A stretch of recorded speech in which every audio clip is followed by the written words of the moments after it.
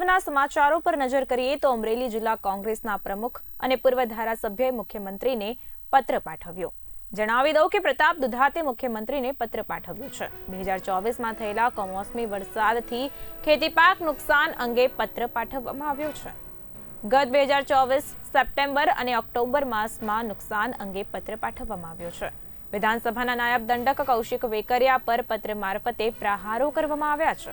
આ સાથે જ સહાય પેકેજમાં કરાયેલ જાહેરાત આજ દિન સુધી મળી ન હોવાનો આક્ષેપ પણ કરવામાં આવ્યો છે.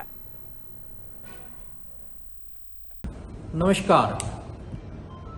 અમરેલી જિલ્લાને ગયા વર્ષે એટલે કે 2024માં અતિવૃષ્ટિના કૃષિ પેકેજમાં ગુજરાત સરકારે બાકાત રાખ્યો ત્યારે કોંગ્રેસ પાર્ટી મારફત તાલુકા મથકે ધરણા થયા, આંદોલનો થયા.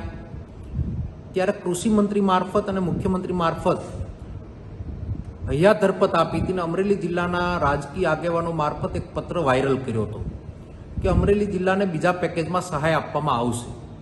ત્યારે ફરી વખત ખેડૂતોને આવનાર વર્ષના પાકના વાવેતરની તૈયારીઓ ચાલી રહી છે.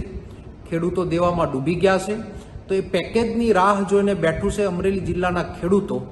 તો મુખ્યમંત્રી શ્રી આપનું પેકેજ ક્યાં પહોંચ્યું છે એ અમારા જિલ્લાના ખેડૂતો જાણવા માંગે છે. આ પત્ર મારફત આપને એટલી જ વિનંતી કરીએ છીએ કે લોકોને ગુમરાહ કરવાનું બંધ કરો.